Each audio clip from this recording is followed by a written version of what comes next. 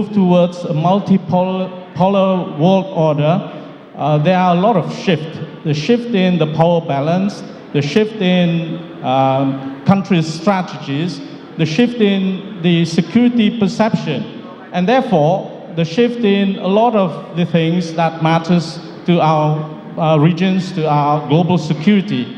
And in that shift, it's natural for countries to feel a bit insecure and to retract to defense or deterrence in order to protect their own national security.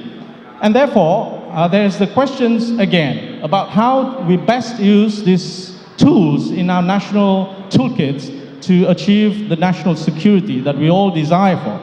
So in this session, we are going to delve into these tools. We are going to discuss defense, diplomacy, deterrence, and maybe other tools as well, and analyze how we should perceive this tool in the new context, in a world that is transitioning towards multipolarity, in a world that is seeing the rise of non-state actors, the rise of new technologies that are at most eroding the rules of governing rules are eroding, or at best non-existent at all. And we have to navigate different narratives on how these different tools might achieve the effect that it is designed for. So there are a lot of questions on how best to use this tool, what this tool means, how you can deploy without producing counter effects that you do not want for. And to help us understand these and other tools in the new context, we have assembled a stellar panel with distinguished scholars. I'm not going to delve into introducing their very long and impressive CVs, because I really would like to save time for their presentation and the Q&A forwards.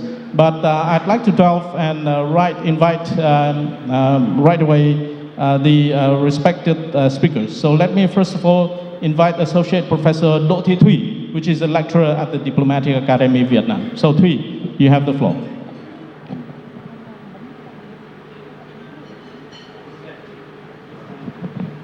Yes, okay. Thank you, the moderator Dr. Nguyễn Hùng Sơn. So I would like to begin this very important and final session by providing a theoretical framework on the pathway to peace. And I set the title as Navigating Difficult Waters, because I think that the world that Dr. Nguyễn Hùng Sơn have just described to us a moment later, it caught small and medium-sized countries into a very difficult position between a rock and a hard place of different competing power competition, competing bloc, geopolitical tension, and conflict happening across the world. So facing such difficult waters, how should I look mainly at from the angle of small and medium-sized country, but also talk the pathway to peace in general. Next, please. So, in understanding the pathway to peace, in my opinion, we need to understand the causes, what caused war and conflict to happen. And mainstream IR theory offer a different kind of explanation on why war happened. And they also envision the pathway to peace and the foreign policy strategy tools that are associated with it. So for realism, the realist foreign policy thinking, for those who applied realist framework and you think that the cause of war is intangible and is inherent, we cannot fix it because it starts from our human nature, it starts from the structure of the international system, the anarchy, and it causes security dilemma that forces countries and actors to go to war and conflict. But they also envision the pathway to peace. That is, you have to rely on your self-defense or self-help, or you rely on the balance of power, forming alliances, or you rely on sharing power through the concepts of power, or you apply deterrence, thinking in the foreign policy. And the foreign policy tool that may come with it, you can see that power sharing, force alignment to form what we call, balance of power block, and you can use nuclear deterrence and arm control. But I think that the realist, tool and strategy is effective, but it is costly and it fits more for great power, particularly when you say that arm control and nuclear deterrence, very costly and also risky as well.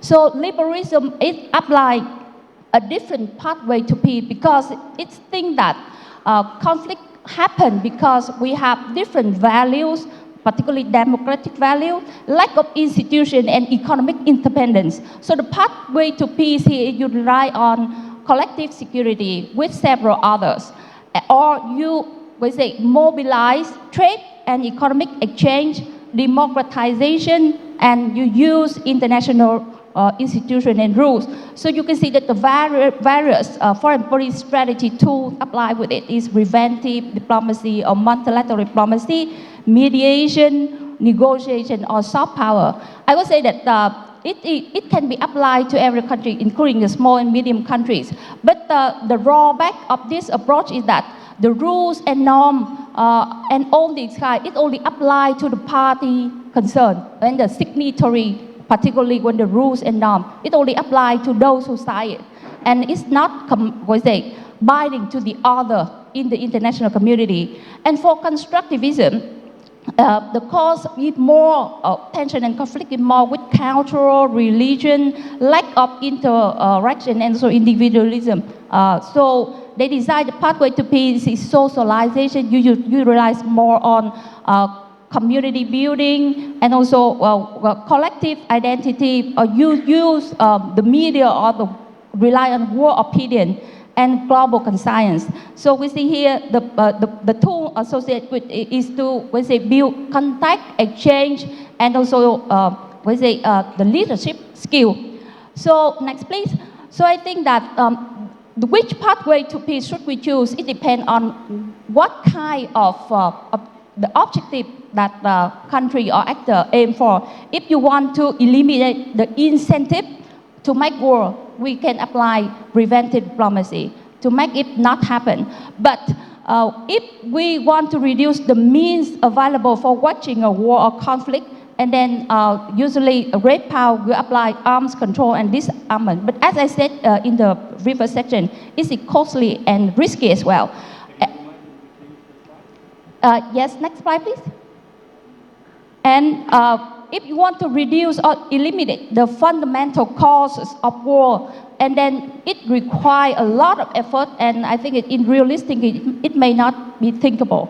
But all the liberal or constructivist approach may think that it's a good, it is still achievable. So next slide, moving to peace and conflict study.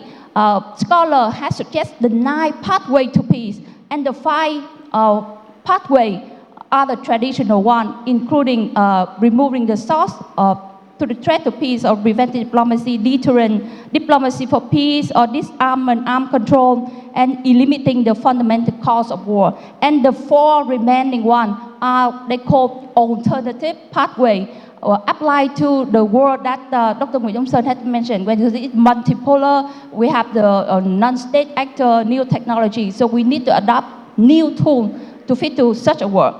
So here, moving to how it can be applied to the case of ASEAN and the South China Sea issues. I think that a number of pathways that should be think of when we think about these issues, including, and some have actually been employed in practice, including preventive diplomacy. It can be in the form of unilateral, bilateral, or multilateral. And within the ASEAN region, we have a CSBM, or what we call here a conference, confidence and security building measure. We have the guidelines for air military encounter games that somewhat promote the negotiation between Vietnam and Indonesia for joint, some kind of joint exploration in the sea. And also we have the Code of Conduct, the COC, and we have the Code on Unpledged and Counter Q, but Q is only bilateral, and it applies only to US and China. And now the negotiation and the role of leadership are also important. So that's why I think that ASEAN and ASEAN ways is matter in the building what we call confidence building among state and also individual leaders. We also have the mediation and reconciliation. Here, it can also be unilateral, bilateral, and recently it can be also multilateral as well. And just a recent development is that China, including and together with the Laos, Indonesia, Cambodia, and some other countries have planned to establish what we call the International Organization for Mediation, with some with the preparatory committee established in Hong Kong at the moment. And the other pathway is institution, rules, and norms. And here, UNCLOS and ASEAN norms and ASEAN ways matter in this sense. Some scholars start to figure out about building a maritime community in Southeast Asia, including CBM, DOC, and also economic exchange and transparency in joint maritime activities, not only among ASEAN countries, but also between China and ASEAN countries as well. So the last thing, I think that South China Sea is now moving from negative to stable peace. Negative, we have no large-scale war, but we have still the tension is still very high. But the stable peace is desirable and it's not unachievable, at least in theory. We say because some of the theory of stable peace employed by Jacob Chen argue that in order to have stable peace, we need to have stable regime among states involved, mutual trust, mutual satisfaction with the peace treaty, predictable conflict resolution system, and also multiple channels for communication. But he also suggests that for stable peace to happen, we somewhat need to have some unilateral concession from a powerful state that are often necessary to establish peace. And in the case of China and ASEAN, that is the concession from China in his mind. And lastly, I think that this workshop is about nurturing norms, but the point is which norms and whose norm. I think that it's the ASEAN norm, it's the shared norm, and the norms that we have all agree about. And those are just the 5 things that I think that we need to keep in mind when we're nurturing norms or when we're pursuing pathway to peace. Thank you. Well, thank you very much, Dr. Do Thi Thuy, for providing us with a framework of analysis. And through your analysis of the 3 major branches of IR, being realism, liberalism, or constructivism, there seems to be quite a sizable emphasis on diplomacy, whether or not to build trust, or whether or not to mediate, or whether or not to build norms and rules, or even to build collective security. You need some form of diplomacy in order to achieve all those goals. So let's see how it looks like from an Australian expert, and I'm delighted to invite Associate Professor Leszek Budzinski, Honorary Professor of the Australian National University, to give us his views. You have the floor.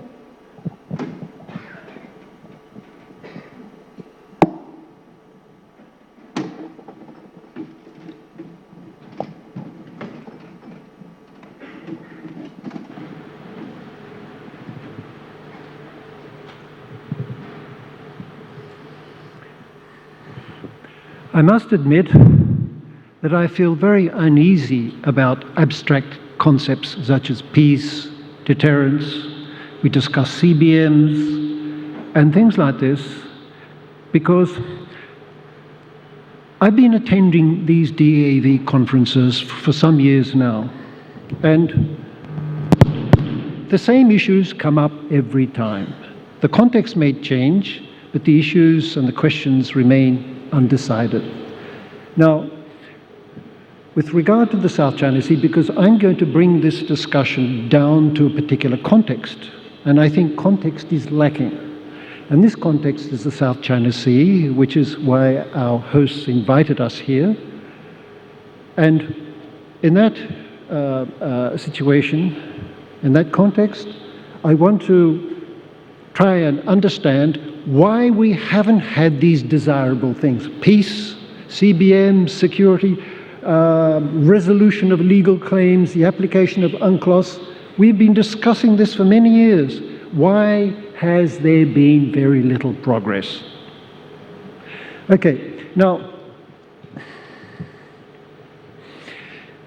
I think we have assembled here many dignitaries from foreign ministries, think tankers, diplomats, and so forth. And I think, referring to the concept of diplomacy, I think you will agree that in any negotiation it's extremely important to try and understand what your negotiating partner, your adversary, or the other side, what they are seeking, what hand they are playing. And that's critical. Otherwise, any attempt at negotiation, at dealing with peace and all these other desirable things just becomes futile. Now, in that context, I want to talk about China. Because why doesn't China respond to all these things that we discuss? That's the main issue. They're very desirable. Now, in my time, I have seen how, going back to the Hu Jintao era, we discussed legality, legal claims, we discussed fisheries, we discussed maritime issues and so forth, and those were eminently resolvable at the time, but still no resolution was possible. Now we've entered the Xi Jinping era, we see a very different situation. I want to introduce a particular concept to you which is relevant to strategy, and that is strategic overlay. When one particular factor, the strategic factor, overlays all the other issues, legality and peace and all these other issues that are being discussed are subject, from the Chinese point of view, to this one overriding factor. Now, and this factor happens to be China's global rivalry with the US, and this has become overriding. Now,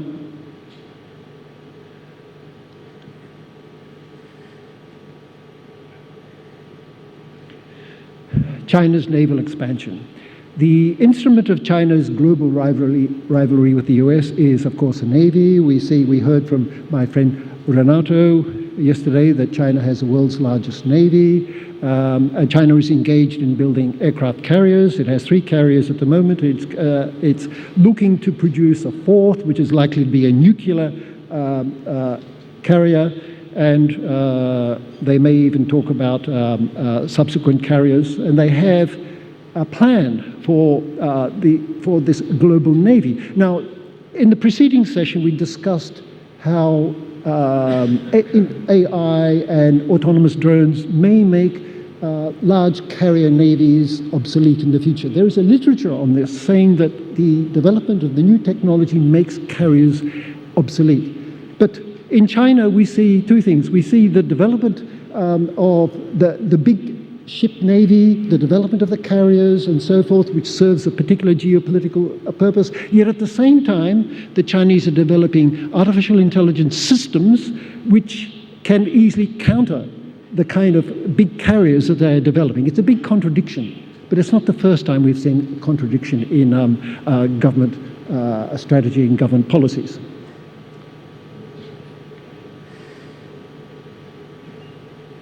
Now, so we see now, I know what some people in, here from ASEAN are thinking. Global competition with the United States, the big carrier navy and so forth, that doesn't affect ASEAN. We are detached from global rivalry. This is what I hear very often in ASEAN. And this concerns the US, and ASEAN doesn't choose. We're not going to be enticed or inveigled by this global rivalry and so forth. But the point is, ASEAN is being drawn in.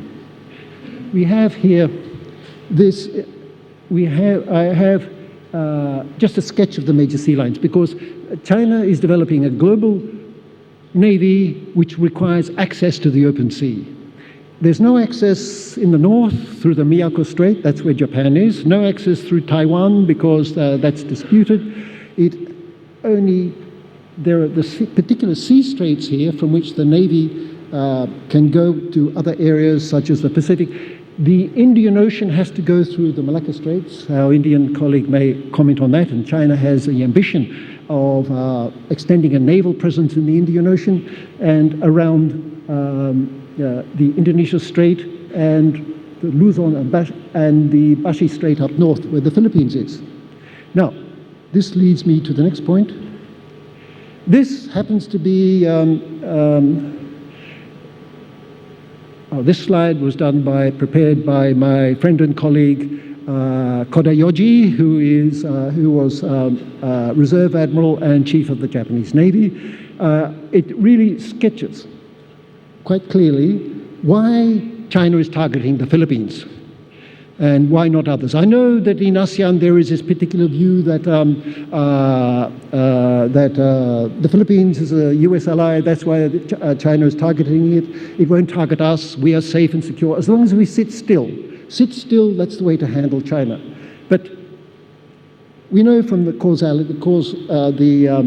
and effect of events here that China began targeting the Philippines well before the Philippines became or drew the United States into the defense of the area. Now, this illustrates a connection between Fiery Cross Reef, Scarborough Shoal, and there are 3 islands there that have runways of around 3,000 meters. So this is a defense zone. And the problem is that the Philippines claim to those areas, to those shoals, Second Thomas Shoal, Sabina Shoal, gets in the way of this defense zone that China is building. Why does China need a defense zone? Because Xi Jinping, we see this, we connect the dots, and we see that this is preparation for the blockade scenario around Taiwan. This is the way China works. Stealthily, surreptitiously, put in place a fait accompli from which China cannot be ejected by escalation to war. It has occupied the space involved. So we can see that this area is necessary for Xi Jinping's claim and his declaration and all his aspiration for the unification of Taiwan sometime in the future, which will be his crowning glory. The Philippines gets in the way, unfortunately, for the Philippines. Now, this has repercussions for ASEAN. People in ASEAN say, it doesn't concern us. In Malaysia, I hear that point of view and so forth. Cambodians are rather indifferent to this, so are the Thai. But it has great repercussions for ASEAN because China needs a compliant ASEAN. China needs ASEAN endorsement or ASEAN acceptance of its claims in the South China Sea and access through sea routes which are actually controlled or run through ASEAN territory, maritime territory. It can't have a hostile ASEAN. It needs a compliant ASEAN. It wants to prevent the United States attack submarines from moving into this area which can interdict China's efforts to impose a blockade. Now, what concerns me, now this brings me down to ASEAN, right? What concerns me about ASEAN is, I know ASEAN continually says that we're not going to choose, global rivalry doesn't affect us and so forth. What concerns me is a tendency to backslide in ASEAN into an acceptance, de facto acceptance of China's claims, de facto acceptance of China's position in the South China Sea in order to be in China's good books. Now, I see this. For example, I don't have that much time left, but I can see this. Cambodia, for example. Cambodia is totally indifferent to this issue. Thailand is not concerned. Vietnam is concerned. Our Vietnamese hosts mention this continually. Malaysia, for example. Now, Malaysia is another one. Malaysia is a country that the Malaysian leaders claim that by sitting still, we won't antagonize China. I listened to Prime Minister Anwar Ibrahim spoke. He spoke twice about this issue quite recently. He talks about the Gaza war. He doesn't talk about the South China Sea or any problems with China at all. And I listened, and there was a Malaysian Foreign Minister, Mohammed Hassan, quite recently gave a speech on the South China Sea. And what I noticed was there was absolutely no mention of the 2016 Arbitral Tribunal decision. And I see the same in Brunei as well. When I go to Brunei, they avoid the arbitral tribunal decision. There's little discussion about what Brunei does, but these are countries that want to sweep the arbitral tribunal decision under the carpet in order to have a good relationship with China. If that tendency continues, ASEAN could easily slide into that situation where it compromises its strategic autonomy. Indonesia, of course, won't do that without a fight. So the end result of this could be fissures in ASEAN, the undermining of a very fragile organization, and ASEAN could be supplanted by other institutions such as the Quad. Now, that is something I fear. I would like to see ASEAN maintain its autonomy and not backslide into this relationship. I will end there.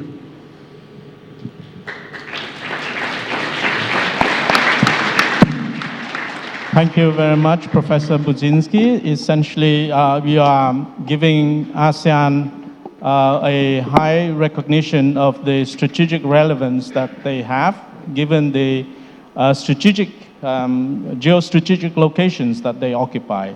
And per your argument, despite the strategic overlay that China has over the region, ASEAN should leverage its geostrategic location more for its strategic autonomy and interest. So thank you very much. Let us now move to the third speaker, and I'm honored to invite Ambassador Shenoy, who is Director General of the Manohar Parrikar Institute for Defense Studies and Analysis of India. Ambassador, you have the floor. Thank you very much, Chair, and thank you, DAV, for inviting me to come to this conference.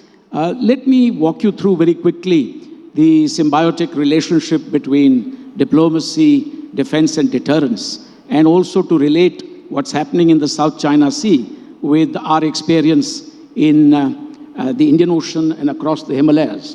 And perhaps there are some lessons there as well. We all recall what Adlai Stevenson, the US diplomat, had once said, that diplomacy is 1/3 alcohol, 1/3 protocol, and 1/3 geritol. Because that was an era in the 1950s when diplomacy was largely conducted by geriatric gentlemen in pinstriped suits. But that does not mean that we reject diplomacy. It still remains fundamentally important to the aims and objectives of realizing peace and security across the world. Diplomacy works even better when it is exercised in tandem with defense and deterrence. And look at some of the gems that we have here. You are aware that Theodore Roosevelt had once said, speak softly but carry a big stick. And I think that's wisdom there. We've also seen how the two American scholars, Giles Marlowe and George Myers, had once said, you have no idea how much it contributes to general politeness and pleasantries in diplomacy when you have a quiet little armed force in the background. And it changes the atmosphere when you speak from a position of strength. India's indigenous strategic thought encapsulated in the Arthashastra, written by Kautilya more than 2,000 years ago, also speaks of the importance of strong armed forces. When a state has strong armed forces, allies remain friendly and the enemy becomes friendlier. So there is a great deal of logic here in exploring the interconnectedness between diplomacy, defense, and deterrence. Of course, defense and deterrence are very expensive, but it's better to keep your powder dry, as they say. Now, let me very quickly say that the reason why diplomacy is not working very well in dispute resolution today is because of the failure of the multilateral order. And the multilateral order is failing because it refuses to change. It refuses to expand the United Nations Security Council. Privileged powers refuse to give up their privileges. And so you have a problem there. And geography is shrinking very rapidly because of the advent and march of technology. And in fact, the vast expanse of the oceans are no longer an impediment to military maneuvers, etc. And in our case, in the Indian subcontinent, the Himalayas are no longer a barrier to militarization, coercion, etc., of the type that India has experienced from time to time. So I can relate very much to the dispute in the South China Sea as a former negotiator of the India-China boundary dispute. I was the head of the negotiating team for 4 years between 96 and 2000. So I know a thing or two about dealing with salami slicing, about military coercion, but the importance of diplomacy cannot be understated. It's very important because I spent most of my life building confidence-building measures with our northern neighbor, entering into various agreements. But the problem is that these agreements are no good if the other side violates these agreements from time to time, and you have to start all over again. I'm so pleased to see that Prime Minister Narendra Modi and President Xi Jinping met yesterday in Kazan during the BRICS conference, and there is hope that there could be some kind of a reset, some disengagement, leading perhaps to a normalization of the situation in the India-China border areas. Now, I must also say here that the Indian Ocean is far from being very stable, because we are seeing a number of new players coming in. There are a number of major powers that are traditional stakeholders. I would count the United States and the UK, despite their mixed historical past there, as traditional stakeholders, just as they are all traditional stakeholders in the South China Sea. The United States, France, Japan, they're all traditional stakeholders. And I'd say that some say that the entry of the People's Republic of China Navy, into the Indian Ocean is not a very traditional feature, because there's a gap of 600 years between Cheng He's voyages to the Indian Ocean and the plan coming into the Indian Ocean. Now, I want to also bring up very quickly in the limited time the relevance of UNCLOS. You'll all agree that that's the only agreement we have between the time that the Dutch jurist Hugo Grotius wrote his brief trying to explain why the Dutch had to capture the Santa Catarina from the Portuguese, because the Portuguese were trying to speak of a mare clausum as against the Dutch advocacy of a mare liberum. Between then and 1982, you have no other agreement except in 1982, the UNCLOS. So let's all work to respect UNCLOS. But UNCLOS will work better if, for example, I would imagine the United States of America having actually got what it wanted in 1994 through the additional agreement, were to finally ratify UNCLOS. I think it would work better. I would also like to say that it's not just about the US not having ratified UNCLOS. There are implications there, because I see, for example, this huge scrimmage for seabed resources as another challenge, as another conflict arena, and the International Seabed Authority is an extension of UNCLOS. And because the United States of America is not part of UNCLOS except in terms of its respect for customary international law, it is also not part of the International Seabed Authority. And the International Seabed Authority has to deal with the emerging major power contestation for polymetallic nodules and rare earths and minerals at the bottom of the sea, what you call thermal vents and things like that. So I would personally believe that UNCLOS would be greatly strengthened. The International Seabed Authority would be greatly strengthened if the United States were to come in. The other feature is that things like freedom of navigation operations do not really restore status quo ante. So I would say they're very good, but they are conducted against friend and foe alike. So FONOPs are also conducted against the Philippines, against Indonesia, against India. But that probably comes from what a privileged power would tend to do. And I'm not criticizing that, but all I'm trying to say is that it does nothing to restore status quo ante. So you have a situation in the South China Sea that has come about as a result of a steady militarization in sharp contrast with earlier commitments by certain parties not to militarize the South China Sea, etc. Now, the problem gets more difficult today when there is a fusion of state and non-state. We are looking at state and non-state in Ukraine, in Gaza, but also in the South China Sea and the East China Sea, or the East Sea and the East China Sea. You are looking at fishing militia working in tandem with the Coast Guard working in tandem with structured naval forces, and that is a problem.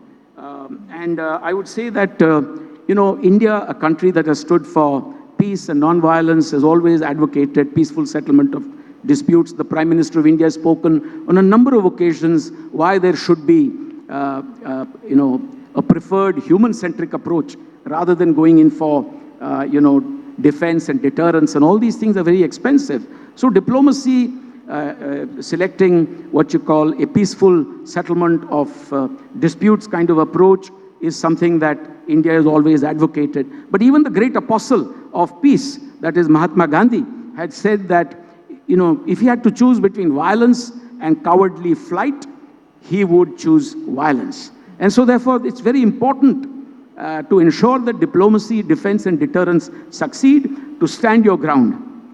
If you wish to protect your sovereignty and territorial integrity, you have to be ready to shed blood if necessary.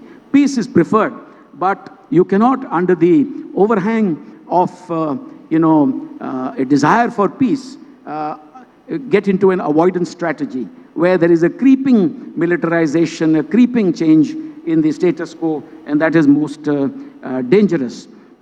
Let me also very briefly, in the next 50 seconds, touch upon some of the dispute settlement aspects that we need to look at. In the Indian Ocean, for example, you have seen how the International Tribunal on the Law of the Sea awarded a very large chunk of territory in the dispute between the Maldives and Mauritius.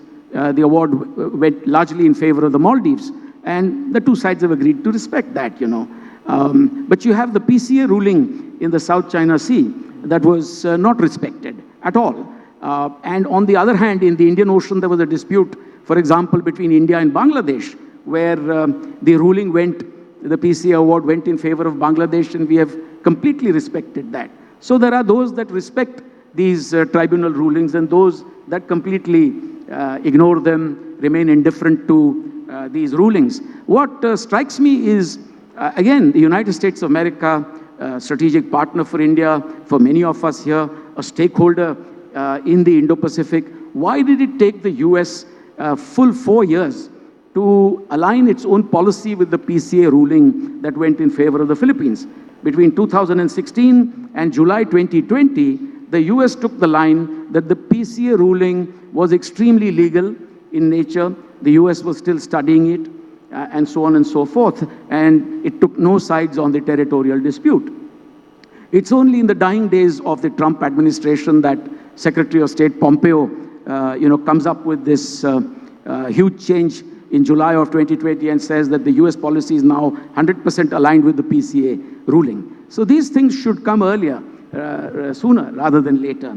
But let me end by simply saying that there are reasons why we must prefer diplomacy, minilateralism, plurilateralism, and that is where the Quadrilateral Security Dialogue or the Indo-Pacific Oceans Initiative or the information sharing that we do in the context of the Indo-Pacific Maritime Domain Awareness, all this comes in there. So let us have,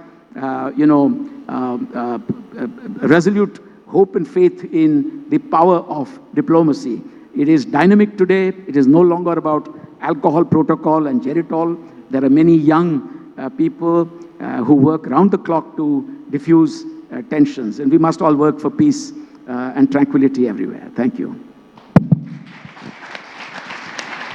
Well, thank you very much, Ambassador Shenoy, for reiterating again the profound importance of diplomacy. But then you also argued that diplomacy is going to be less effective and less powerful without a credible defense.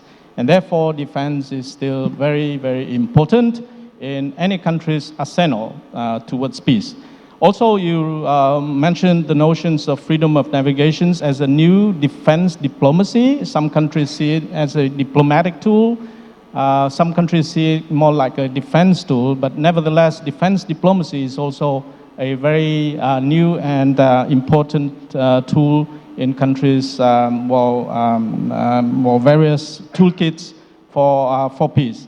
And lastly, you also reiterated the importance of established rules and norms such as UNCLOS and the call for countries big and small to abide by UNCLOS as a very important benchmark for the existing order. So thank you very much. Lastly, let's go to Dr. Sarah Kirchberger, Director of the Institute for Security Policy of Kiel University of Germany. You have the floor, Sarah. Thank you very much, Hong San. Thank you to the Diplomatic Academy of Vietnam and to the Konrad Adenauer Foundation for kindly hosting me here. It's a great honor to speak here at such a distinguished conference. Thank you. As the only European speaker on the panel, I would like to bring up the current flurry of extra-regional naval deployments to the South China Sea that is currently happening still, you could say. That maybe have been missed a little bit in its entirety. What is the meaning and symbolism and potential contribution to maintaining peace and stability in the South China Sea? Or is this, if you could take the opposite, position, is this gunboat diplomacy something that's maybe not desirable, not helpful? So let me focus a little bit on that in my 10 minutes.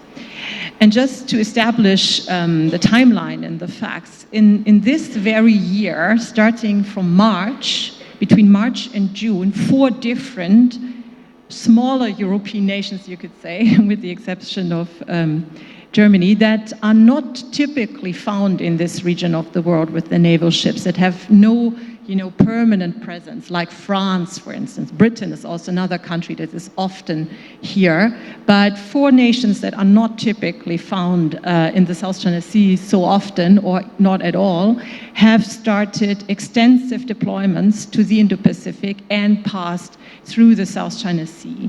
And 2 of these deployments are still ongoing. So it's basically 4 different nations. It's the Netherlands, it's upper left, in the slide, which sent a frigate, the Tromp. It is the Turkish corvette Kinalyada. It is the German 2-ship flotilla deployment that is still not quite concluded, and it is actually a deployment of a carrier strike group from Italy. These 4 different deployments, even though they are all from European nations that, with the exception of Turkey, are EU members, and all of the 4 are NATO members, from my perspective as a naval analyst that's based in Europe and meets a lot of people from different navies, my impression is these deployments happen quite individually from each other, not coordinated. In my view, actually, in some cases, maybe without knowledge of each other's plans. So they very much reflect, in my view, the individual nations' priorities and interests more than a coherent whole. However, they do have the combined effect of creating something of a European whole, inadvertently, you could say. Let me go a little bit into the details of how these deployments were conducted or are conducted. So very different, actually. So the Netherlands, they sent their most capable anti-air destroyer, you could say, air warfare destroyer, the Tromp, commanded by a female officer, by the way. Commanding officer was a woman. And this was the most, I would say, difficult and daring deployment, because they went first to the Red Sea for a whole month, fighting off drones, ballistic missiles, and all kinds of attacks. So in a hostile environment, high threat environment, without being, of course, prepared for that sort of mission, because it's new. So the Tromp really broke new ground, and it must have been hugely stressful for them to operate there. And that was before they went to the South China Sea. They landed in Vietnam, in Haiphong. They made a port stop there. Then they went through the Taiwan Strait. And then it was part of a circumnavigation of the world. So 2 of the deployments actually were parts of a circumnavigation of the world. The Germans too. And the other 2 deployments went to the Indo-Pacific and then back through the Indian Ocean. So this is also a difference between the deployments. So this was, I think, the most, you could say, high-end warfare deployment from the four. Then the Turkish corvette Kinalyada is a very small ship by comparison with, for instance, an aircraft carrier. It is actually a corvette in our country is considered a boat, not a ship, because it does not have a first officer. And one would normally not pick such a ship for such a long deployment. But the Turks had a different idea in mind. They went on a diplomatic mission. They went to 25 different port calls, so basically hopping from port to port, a very inclusive mission, because they went, for instance, also to China. They conducted a port call in Hong Kong, but then they also conducted a freedom of navigation operation through the Taiwan Strait. So that was, in my view, the most inclusive and most diplomatic, deployment. The German mission, again, is quite different. It's two-ship flotilla.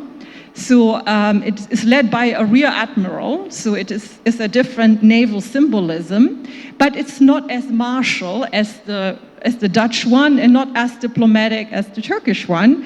It was part, actually, of a naval and air Indo-Pacific deployment called Pacific Waves and Pacific Skies. So the Air Force was also involved in exercising with allies and so on.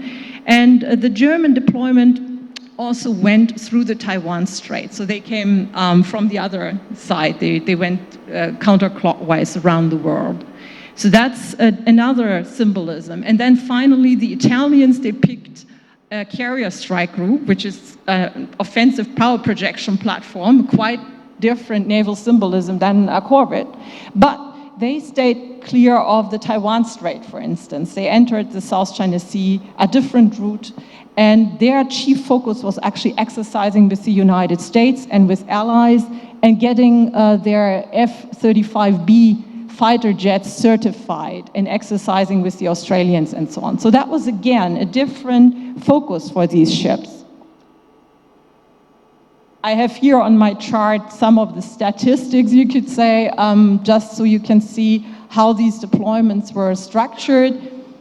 All except Turkey steered clear of conducting a port visit in China, but 3 of the ships, except Italy, tried to do a port stop in either Vietnam or the Philippines, the 2 countries that have the greatest level of stress right now with China. So I believe that is also a kind of a symbolism. 3 of the ships went through the Taiwan Strait, as I said, and only one that I know of conducted an exercise in the South China Sea with one of the littoral countries.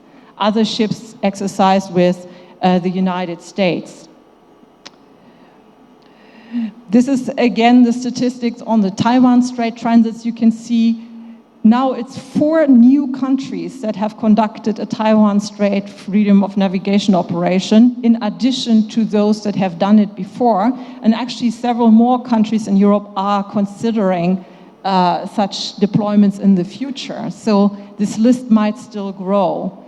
This is also, collectively speaking, of course, some sort of a gesture. It is walking the talk of committing verbally to the freedom of navigation and taking a little bit of a step out of the comfort zone. So for these countries, that is quite a big step. So why are Europeans going there and doing that? I would like to stress it's not at all a given that Europeans could even try and devote such huge naval resources individually to these missions. Looking at maritime Europe, we do have about 30 different naval forces, but most of them are small constabulary forces, only tasked with defending their own region. So we only have very few blue water capable navies with platforms that are suitable for these types of long deployments. And we do have a lot of problems to deal with at home right now. We have the Red Sea crisis with the shipping, we have the Ukraine war in the Black Sea, we have in the North Sea and in the Baltic Sea, Russian hybrid warfare and maritime gray zone aggression to deal with, including the destruction of critical undersea infrastructures. We do have a Middle East crisis with Iran. So there's a lot to do for Europeans with not a lot of ships. And you could say, again, a statistic, how many ships do individual nations have? Between the end of the Cold War And about 2016, my colleague Jeremy Stöß found that on average, 40 to 50% reduction of fleet size was actually the normal in Europe, with very few exceptions. So there are not a lot of platforms. And in the case of the Netherlands, they only have a handful of these ships that they committed. In Germany too, it's difficult to commit the type of resources that we did. So is this gunboat diplomacy? I would say no, it's not, unless you want to call Chinese visits to the Baltic Sea, where China has several times actually conducted military exercises with Russia, also gunboat diplomacy. But actually China did this, and nobody in Europe protested. It was just accepted as any nation's right to use the high seas as they see fit. And this despite Russia being our single most threatening adversary right now in Europe. That is of course not nice to see a country visiting St. Petersburg or exercising with Russia in front of our doorstep. So in that sense, I would say gunboat diplomacy is not what I would talk about here. Let me conclude with one image. About 15 years ago, the American warship maker Northrop Grumman, the shipyard, published an advertisement. It was a picture of the newest class of aircraft carrier, and the slogan was, "Meet the world's most persuasive diplomat." So the aircraft carrier was the world's most persuasive diplomat. That sounds like a very American way to see an aircraft carrier, but I would like to leave you with this impression that naval vessels have quite a lot of different utilities and different functions apart from actually fighting. They can defend, they can conduct naval diplomacy, they can show maritime presence, they can constabulary-wise help regulate the flow of traffic and so on. So it's a very interesting tool for foreign policy, and I do believe these European deployments ultimately in some can contribute a little bit to a stability in the South China Sea.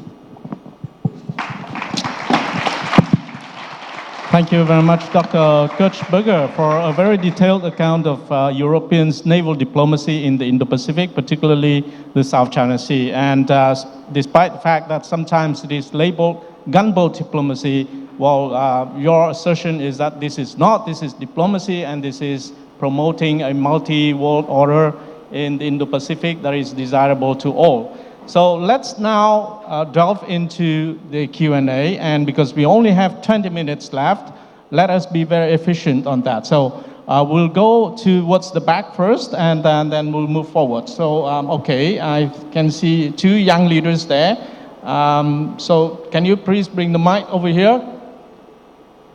Microphone, please, over here, please.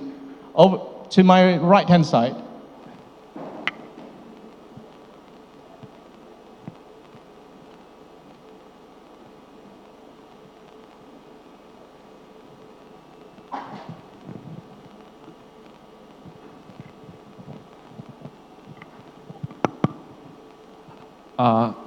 Good afternoon. I'm Hoàng Minh. I'm from the Diplomatic Academy of Vietnam, and I'm part of the Young Leaders Program.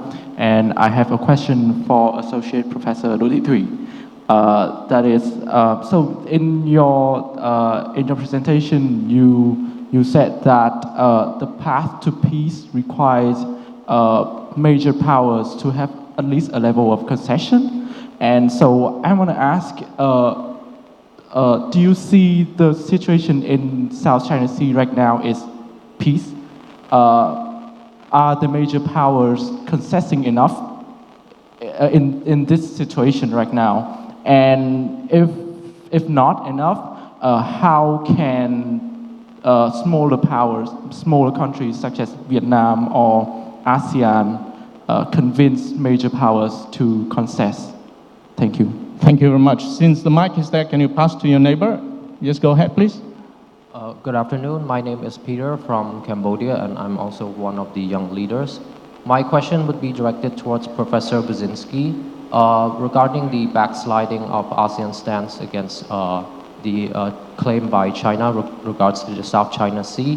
How would ASEAN address this backsliding when some of the members are prioritizing national interests over the region's interests? Thank you. Thank you very much. Can we have the mic over here to Professor De Castro? Over here I can to the use this. second row. Okay. I can use. I don't have a question, but more of clarification addressed to Ambassador Chinoy when he mentioned why it took the United States 4 years to acknowledge the ruling. You have no one to blame but the Philippine government under the Duterte administration. The ruling came out a week after the President Duterte took over, and he set it aside. You know, it took a tongue lashing from Xi Jinping when Duterte went to Beijing in August 29 to basically made him realize he had to acknowledge the ruling. So the following year, he acknowledged the ruling, and the US simply followed 24 hours. So it's not the fault of the United States that delayed the acknowledgement. It was the Duterte administration. It was the government itself that filed the claim against China, who basically set aside the ruling and basically acknowledged it only after 4 years. Thank you very much. Can we move to my left wing, and I have him Raxmi first, and then Do Hwan. Can we move the mics towards my left wing?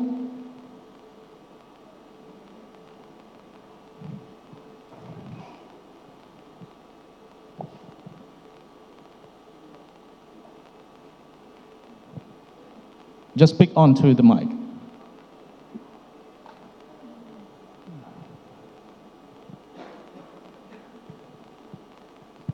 Okay, thank you. Him Desmay from Cambodia. I have my question to Dr. Brzezinski. Suppose ASEAN is more united and more effective. What the most fundamental ingredients that ASEAN must do in order to ensure a more effective deterrent in the South China Sea? And other part is, what do you see the end game of US-China rivalry in South Asia? And do ASEAN have any chance to shape the outcome of this end game? Thank you. Thank you, him. And then Do Hwan, and then we'll go to the speakers. Hi, thank you, Chair. So my question is for Sarah. I think from your table earlier, you show how different European navies doing different things in the region. So some of them, I think if I'm not mistaken, some of them transit through Taiwan Strait, and some of them transit through the South China Sea. But some of them do both, but some of them only do one out of No, all went through the South China Sea.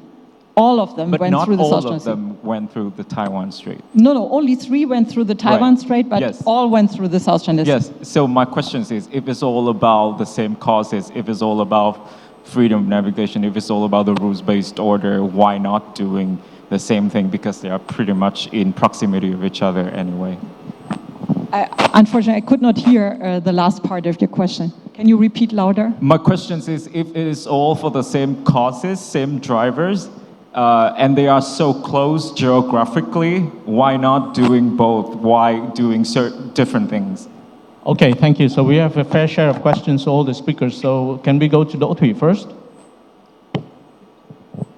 Yes, that is according to Chuck Kupchan theory of peace. When we try to promote stable peace, normally in asymmetrical conflict. So it means it involving major powers and lesser state. It means small and medium countries. So that's why he proposed that to establish peace and moving towards stable peace, usually the major power need to make some concession, and it is one of the very first condition for the two sides to move up into negotiation and then establish peace later on. As well, whether it applies to China or not, I think that it's we can distinguish in it two ways. Some peace and conflict scholars have actually argued that China did make some concession in resolving their conflict with others, particularly in settling land border treaty. Sometimes China received the lesser in terms of territory rather than division into equal part or something like that. But when it applies to South China Sea, I think that whether or not China make concession, from my opinion, at the moment, it is still tactics rather than real intention to make concession to establish the very first condition to make peace and stable peace. some of the concessions that China is making at the moment is involving the South China Sea, usually tactics. So that's why some of the CBM and also conflict resolution mechanism, including the COC, have not made much progress over the past years. For the futures, it really depends on how, and you ask on how ASEAN country could make, or say, break out to make concession. It's tough, but I think that with the two things, the two following things, China can somewhat, we say, increase their leverage in the regional issues. The first one is forking internal and also interbloc, we say, resilience and unity. And the second thing, the tactics that ASEAN country is applying to great power at the moment is omni-enmeshment. You involve as many and as much, as many great power to involve in the South China Sea and regional security issue as possible to make them balance against each other, and also with somewhat reserving ASEAN interest in that regard. So I think that that may be one of the good pathway to peace, at least in the existing situation. Thank you. Professor Budzinski, please. I'm going to be like Elon Musk in answering this question. I think the questions from our Cambodian participants were similar, relating to ASEAN, basically what ASEAN can do. And I think this is very important, because if ASEAN caves in over this issue, backslides, it means that ASEAN endorsement of China's claims, giving China's access to the sea lanes I mentioned, and it means the repercussions would be quite considerable. What happens to the arbitral tribunal decision? That is simply swept under the carpet. What happens to UNCLOS in other areas? What happens to China's respective UNCLOS, for example, in relation to other maritime disputes in this part of the world? It'll result in the undermining of UNCLOS and a step towards the undermining of international order as we know it. This is why ASEAN is the key, because if ASEAN gives way, the diplomacy of other countries will simply follow, because the other countries are not claimants in the area. ASEAN is critical.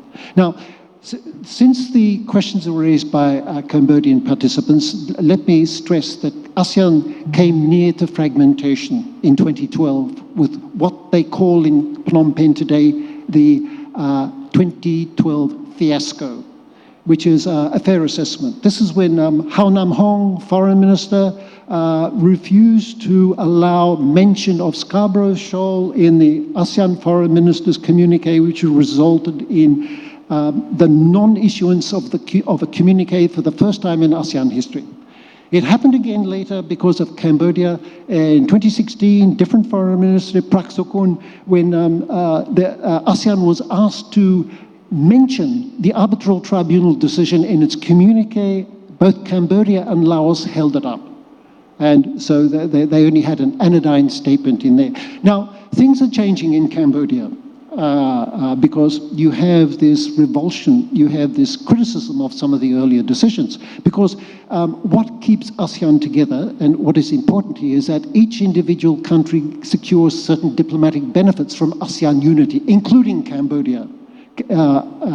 ASEAN is important to Cambodia, as it is to most others, so that these countries don't want to see the fragmentation of ASEAN. Otherwise, they'll have to deal with China and other demanding great powers on their own. ASEAN is an agency which can help them collectively negotiate with the great powers. And so, in that sense, autonomy, ASEAN autonomy is critical. To withhold endorsement of China's claims, to stress the arbitral tribunal. I would like to see Malaysia do this. I would like to see Brunei do this, because that becomes critical. Before these countries come under even greater pressure from China. I know they think in Malaysia that they can get away with it and it won't affect us, but they are under pressure around Luconia Shoals, where the Chinese Coast Guard has a permanent presence. And quite recently it was revealed in the Malaysian press, there was a leak from the foreign ministry which revealed that in February this year, the Chinese foreign ministry sent a note to the Malaysian embassy in Beijing saying not to conduct exploration activities in the Chinese claim area. Now, the Malaysian foreign ministry swept this under the carpet as it normally does, and it was leaked. And this kind of thing, I think Malaysia should stand up for its own claims. And this is critical. Malaysia, countries like Malaysia, Cambodia, Thailand should realize that ASEAN is important for the diplomacy. ASEAN is important to maintain the integrity of UNCLOS and international law and other institutions. Otherwise, the result would be fragmentation. Thank you very much, Ambassador Chinoy. I think the greatest thing that ASEAN would have to guard against is this business of divide and rule on the periphery. That's a classic ancient stratagem, which in Chinese they would say, fan er zhi zhi. So, fan er zhi zhi is a very, very important stratagem, and ASEAN would have to guard against this kind of divide and rule thing. The second point I want to very quickly make is in response to what the gentleman from the Philippines said. What I meant was that the United States of America generally is loath to take positions on territorial disputes in terms of who territory belongs to. But in this case, it was still the Trump administration that 4 years later actually aligned its position with the PCA ruling, which had actually debunked the so-called historical claims that a particular party was lining up against the Philippines. Now, we all know the story about Pai Mei-chu, who was the head of the China Geography Society in 1933, who was spooked by the French expeditions to several islands, particularly in the Spratlys, and who had then decided on drawing a certain map called the, humiliation map. And suddenly you have something called a 9-dash line, which was produced all of a sudden in 1936 for the first time.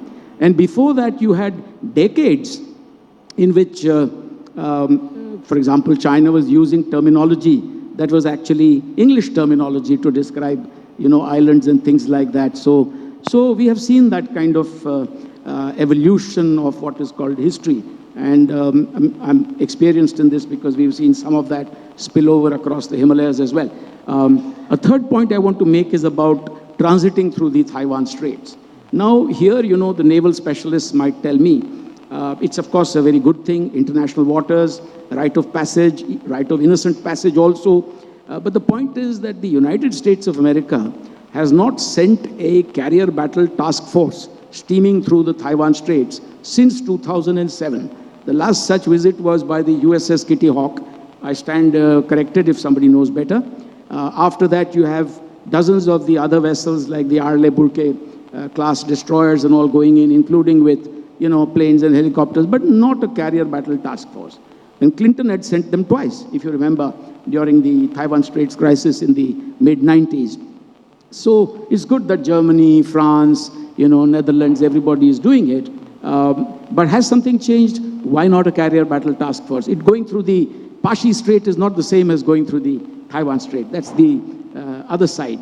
I think the last point I want to make is that, India stands ready to work with like-minded partners at both, bookends in the Indian Ocean and in the Pacific Ocean to ensure that there is freedom of navigation and overflight and that sea lines of communication are greatly protected.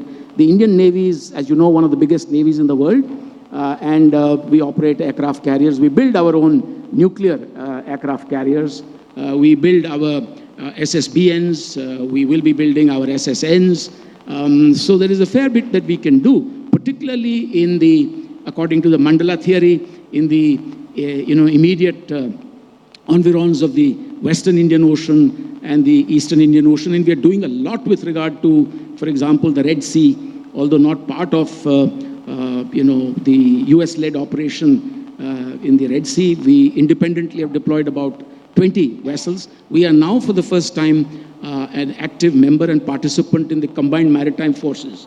And that next year we will take on the, rotating chairmanship, leadership of Combined Task Force 150. So there's a lot that India does, in fact, as part of the Malabar exercises just concluded with the United States, with Japan and Australia. These four countries are, it's not a naval alliance or a military treaty-based exercise, but more and more sophisticated platforms, including submarines and P8I and anti-submarine warfare, and a lot of that is happening already between like-minded partners. The whole idea is to ensure that we are able to reject, arbitrariness and military coercion and flouting of international rules and regulations by whosoever, tries to transgress these institutional norms. Thank you. Thank you very much. And last but not least, Sarah, please. Yes, great question. Thank you very much. The question was, what are the drivers of these deployments and why are not all European countries coordinating more and doing basically similar things or the same things? I would say the overarching common drivers of these deployments are one, really a realization of all Europeans that we are in a different era now. We have geopolitical tension at a level that we haven't seen for a long time. We have hot conflict. We have interconnectedness between Indo-Pacific and European theaters, not least because North Korea is supplying ammunition to Russia for attacking Ukraine. So that is the weirdest thing, that Korea has sort of become entangled in this war, North Korea. And that is just a reality. The globe is not neatly partitioned into regions that have nothing to do with each other. So that is one driver. The other is Europeans have also realized they desperately need to step up in terms of their own abilities to deal with such crises. So actually one of the main drivers of the German deployment and the Italian deployment is training, underway training, getting people trained. The air wing in the case of the Italian deployment, and the German deployment had a lot of officer candidates embarked. So the idea is to conduct as much, and also the Netherlands deployment, the Dutch deployment, they had high intensity warfare training that you cannot simulate in such a way. So it is a way of very quickly getting up to speed, adjusting your processes, your doctrines, your procedures, testing your hardware, and so on. So that is one other driver. And then, of course, it is the worry about escalating tensions, both in the Taiwan Strait and in the South China Sea. Because the worry for Europeans is if the United States get drawn into conflict in the Indo-Pacific, where will that leave Europe? I mean, without the American support, where would we be right now in terms of the Russian war of aggression against Ukraine that might also, extend to other European countries? So this is another driver, the idea that we need to do something to keep things stable, or we are all, in a very different world. So the differences, to quickly address that, why the differences? Well, every country has to also address multiple different priorities and interests. And planning such a deployment takes a lot of time. You have to liaise with all the different countries that you are going to interact with to try to set up naval exercises and port calls and get permissions to do stuff and so on. So it can take a long time to plan such a deployment. And I believe this is why it's so hard to coordinate, because if you want to get 4 different countries, different priorities and interests, all aligned with, in Turkey's case, 25 different host countries, how is that going to work out? It's probably not going to work. So as Stoltenberg, our just recent NATO SecGen said, actually the amazing thing is when allies can actually agree on something. The normal state of affairs that they can't agree. So that is normal. And in this case, I would say the amazing thing here is really that so many different countries basically came together, starting from the same principles, doing it differently. And I would add there may be some actually benefit for having different phases of a European presence here, because there's, after all, this old, good cop, bad cop principle. There can be some that are a little bit like more robust in their approach, and there can be others that can be a little more soft-spoken, and so offer different, levels of engagement to different countries. I believe that can actually be a benefit. Well, thank you very much, Sarah. I'm sorry, ladies and gentlemen, I'm not going to be able to open for another round of Q&A. First of all, because we have asked all the previous sessions to be very strict on time, then they all behaved very strictly. And so we are not going to misbehave. But more importantly, because we know that if you have questions, then you'll return to our conference next year. So we are not going to try to exhaust and answer your questions. So please forgive me for not being able to open for another round. So with that, I'd like you to join me in thanking the wonderful panelists for giving us a lot of food for thought and for a brilliant discussion on this topic in the last session of today's conference. So please join me in thanking the wonderful speakers.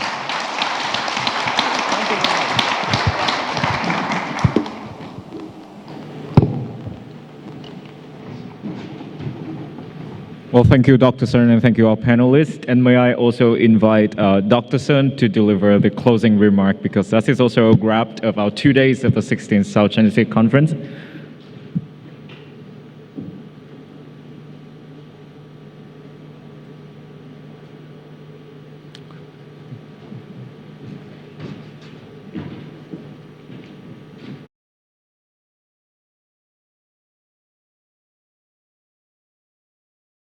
Excellencies, respected speakers, moderators, esteemed delegates, distinguished guests, ladies and gentlemen.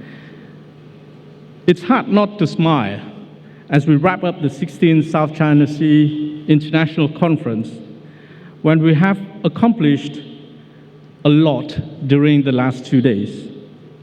We've been imprisoned in the most delightful way on this stunning island in Halong Bay.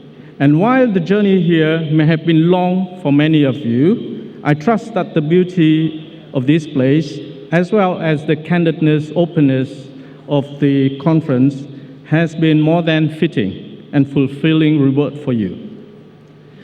We have gathered here not to just admire the breathtaking limestone formation, but also to confront one of the toughest puzzles in international relations: how to ensure peace, stability, and development in the South China Sea. The competing narratives we've discussed, set against the backdrop of great power rivalry, territorial disputes, and the rise of new technologies like AI and UAVs, have only made clear how complex this puzzle has become. But the theme, navigating narratives, nurturing norms, has provided a powerful framework for analyzing and understanding the subject matter. We have confronted complex and often competing narratives, but one thing is certain: we share a collective commitment to upholding the rules-based international order, grounded on the UN Charter and UNCLOS, long-established norms and principles that have guided the peaceful coexistence for decades. However, as the world changes, there are recognition of the need that these norms might need to evolve to remain fit for the purpose, to ensure that they are addressing the reality of the modern challenges, whether they arise from geopolitical rivalry, technological advancements, or shifting regional dynamics. The question really is how and through what process, and whether this is done unilaterally, bilaterally, unilaterally, or openly and democratically and multilaterally. In this context, the role of ASEAN becomes even more critical. ASEAN has long served as the incubator and caretaker of regional norms, and this reputation has been hard-earned over decades of diplomacy, negotiation, and trust building. But let us also be clear, this will not remain with ASEAN by default or to be taken for granted. This region and the world are watching and expecting ASEAN to continue to lead by example, to adapt, and to ensure that these norms remain strong and relevant. ASEAN should continue to uphold its role as an anchor of stability of the region, nurturing the principles that keeps the region and the South China Sea in particularly open, peaceful, and governed by law. We face many challenges: territorial disputes, militarization, technological disruption, but there is a light hope that we all have the tools to manage these tensions. Diplomacy, international law, and a collective commitment to peaceful cooperation. We share a common goal: to strengthen the rules-based order with UN Charter and UNCLOS at its heart, so that the seas remain a space for cooperation, not conflict. Our discussion have underscored the importance of working together, even as the political landscape within the region becomes more fragmented and great power competition influence this region. It is through forums like this that we nurture the norms that will guide us towards a more stable and secure future. So I would like to take this moment to recognize all of you, our speaker, panelists, moderators, and participants who have traveled a great distance to be here. I apologize for any jet lag or travel fatigue, but I hope that Halong's natural splendor have offered you a much needed reprieve and perhaps a bit of inspiration as well. A big thank you for all of you for your insightful and thoughtful contribution to this conference. I also would like to extend my deepest gratitude to the young leaders. You are and continue to be the highlight of this conference. Your energy, fresh perspective, and commitment to the future of this region inspired us all. You represent the future stewards of the principles and norms that we have discussed, and it is in your hand that the future of peace and cooperation will rest. And now it's time for some well-deserved thanks. On behalf of the Diplomatic Academy and entrusted by my president, Pham Nhan Dung, I would like to extend our heartfelt gratitude to our partners whose support have been instrumental and essential for us to organize this event. We would like to thank the Vietnam Lawyers Association, the Foundation for East Sea Studies, to Petro Vietnam, to the Konrad Adenauer Stiftung, to the British Embassy in Hanoi, to the Australian government and Australian Embassy in Hanoi, to the Embassy of Canada in Hanoi, to the European Union, to the Embassy of Japan, and the ICWA project, and Vietnam Australian Center, as well as the Japan Foundation for their valuable support. I'd also wish to express our sincere appreciation to the local government of Quang Ninh Province for your warm hospitality and unwavering support. Your contribution have helped us make this event not just possible, but truly memorable. To the members of the medias, many of them are still here today, thank you for capturing and sharing the essence of our discussion, ensuring that the important issues we've debated here resonate far beyond these four walls. And also a special thanks to the interpreters who have worked tirelessly over the past 2 days to ensure that all voices were well heard, clearly and understood, no matter what the language was. Your work is truly behind the scene, but vital to the success of the conference. Thank you, the interpreters. And last but certainly not least, I'd like to offer a heartfelt thanks to all of you, my dear colleague at the Institute of the South China Sea Studies under the Diplomatic Academy of Vietnam, the host of these organizers. Unfortunately, Professor Nguyễn Thị Lan Anh is on a flight to New York because she has to run for her candidacy at the ITLOS, so she is not be here today, but her role was vital in organizing this conference. The boys and girls of the Institute of the South China Sea Studies, many of them have been in contact with you and many of them are scattered around the room. Many of them are in the next event already, are also very essential to our event. As we leave Halong Bay, I hope that we all carry forward the spirit of cooperation and shared purpose that has defined our discussion here. While the puzzle of the South China Sea will remain, I believe that through continued dialogue, diplomacy, and a bit of patience and optimism, we will continue to make meaningful progress. So thank you once again, safe travel, and until we meet again to tackle the next piece of this ever-evolving puzzle. Thank you very much.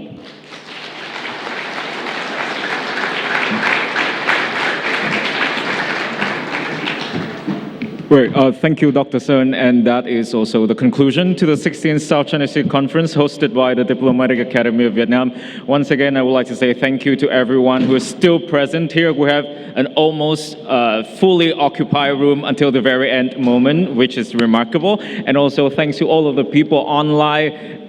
Thank you for sending in questions. And don't forget that for those who are attending the next event, the dinner tonight, you have a 5 p.m. pickup at the port, not in the lobby, but the port of this facility. And if you want to rewatch or review all of the content, all of the sessions, including the live commentary earlier today that was hosted by Dr. Nguyễn Thị Lan Hương from our institute, feel free to refer to our YouTube channels or our Facebook feed, South China Sea Connect, or Nghiên cứu Biển Đông, or South China Sea Studies website. All of the available materials are also online. And please scan the QR code for survey feedback as well as the package, the delegate package. I believe that is everything. This is Huang from the EC.